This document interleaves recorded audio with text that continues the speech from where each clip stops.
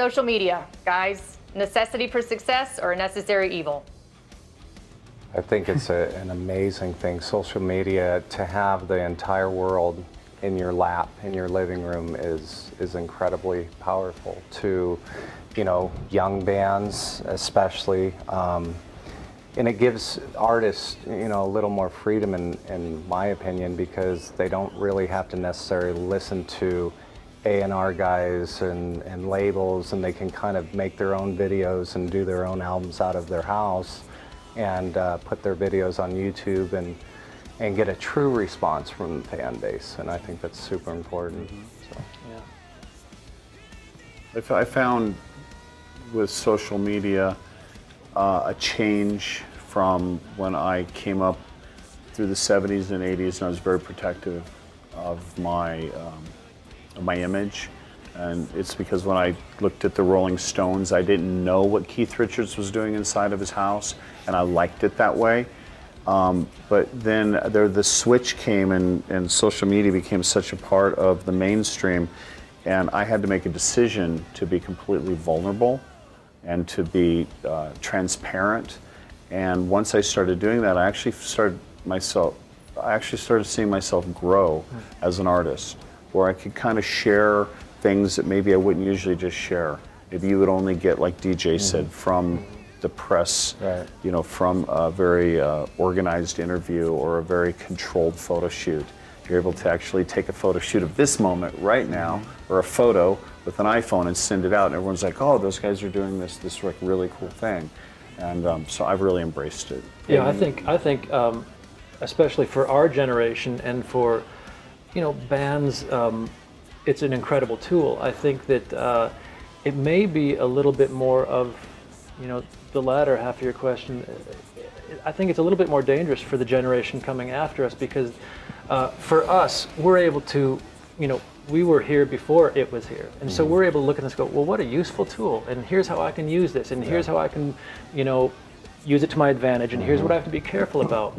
Well, the next generation, like the kid, your kids, you know, you're watching your kids go through this, and I think we're all seeing it, that, you know, social media can be incredibly dangerous as well. So I think that it really becomes our responsibility, just like with anything else, is to be able to speak to the generation after us and help guide them through having such a powerful tool that may, I mean, look, you have to be 16 to get a driver's license, but right, anyone can start social media as soon as they have a phone or access to a computer. And I think that there's a bigger responsibility there. So I think that you know, we're actually shooting a video right now that's dealing with this subject matter. Some of that stuff, yeah. And I think that's a fantastic question, and I think it's a question that we all need to, you know, ask ourselves. And well, there's addiction there. We're seeing addiction. And I'm seeing addiction on the fan side too. I was busy, we were working on some music, I was doing a few other things, and there was a couple days where I wasn't online. And I went online, and all these people were like, wow, what's going on? Are you okay? Where have you been? What's, you know? Yeah. And I was like, wow, it's like only just 2 days where I didn't tweet something or post something on Facebook. Right. People are addicted on both sides, you know, and I hate seeing this all the time. So I think you're right. We have to be responsible with it. Yeah, but it's an amazing tool. It's scary too, you know. It's. I'm glad I didn't have it in the 80s. I would have been taking pictures of all kinds of stuff. Here, tweet this. We're all glad you didn't have it in the 80s. I think like what you talked about, like that vulnerable side, especially like when you have, you know, Instagram and Facebook, you have fans. You know, you're on stage, you're in the public eye. You know, showing that vulnerable side can really touch a lot of people out there. They only see that PR side, you know? And then now with social media, it's like that vulnerable side, you know, can really draw them in even more. Like you said, like they cared you didn't post for a couple of days, and like, where are you? You know, they're concerned. Sure. And it's crazy, so it's like because the way you can touch people like from all over the world. Right. Yeah. The weird thing is we're the last people to see our pictures when we're on stage. You get off. You know, I'm usually reposting pictures that were, you know, we're on stage. People in the audience are taking. So it's almost like they're in control of our image, which I don't. That's a good point. That's a really good point. That's the hard part. That's the hard part because I'm so used to, you know, welcoming in this new social media, and we're so in control of our own image, and we can filter our own pictures and put them out there how we want them. But when you're on stage, like what we do for a living, and that's the scary part. So It's kind of very it's showing your show or whatever you're creating to the world before you're even done creating it. Right. It's like in real time. I had a really weird experience with Motley Crue on the last tour. We had these huge video walls, and I was standing next to the video wall. So it was here, and I was right here, and there was a guy filming the video wall. I was right there. I was given 200%, just laying into it. And the guy wasn't even looking at me. He was filming me on the video wall. See, it wasn't, I mean, it was like the video wall into here. It's very interesting. Yeah. Well, I think that's the whole point of this video is society is kind of missing out on social, like the real social gathering, like going out to dinners with friends, and you go into a restaurant nowadays and everybody's eating, but nobody's talking. Everybody's on their cell phones, too busy to interact with each other, and I think that's why this video is so important.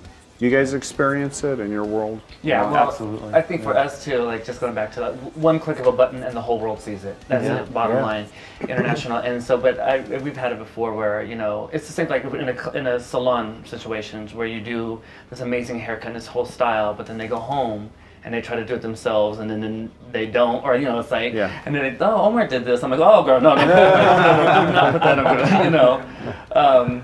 But it is. I think for me, I go into a lot of cosmetology schools and speak to students a lot. That's getting them from the get-go, and a lot of what I say is about social media and about if you come to my salon and you saw your application down, the first thing I'm gonna do is I'm gonna look at your Facebook page. How are you presenting yourself out there into the whole entire world? Because a lot of times, 50% of the time, I'll go on their Facebook and you wouldn't even know they were hairstylists. You know, it's them drinking, it's them partying, this, that, all these groupie pictures. And it's a way to present yourself, but it could also be very dangerous. Oh, yeah. And it can always be misconstrued. Like, so like for you guys, music, like you guys, you know, you work so much time, you're in the studio, writing, recording, everything, and usually, you know, nothing gets out there until it's done, it's mixed, it's mastered, it's perfect, it's just the way you want it. You know, when we're at a show or, you know, on stage or educating, a lot of times we're creating from scratch, working into that final product in front of everybody. So it's like people, you know, it's exciting on one end, people are like, get to watch you create, but if they get that one image, that just like, the hair, you know, it's falling over here. If they catch You're the word, not done. I'm not done. Hold on. Like, wait for it. Let me finish. Yeah, you almost want to say, okay, no pictures until it's done. But you know, people are snapping away, and that could be like you put that out there, and that can be misconstrued like, oh, he's not that good. Look at this. If there's, you know, there's always gonna be haters out there. So if there's that one person who's kind of like not impressed or you know, not impressed with anything, and they post that picture, it's like a negative effect out there in the world now. You know, It makes stalking easy. Just had to file a restraining order this weekend. Oh no! They know exactly where you're at and what time you're going to be there. Yeah.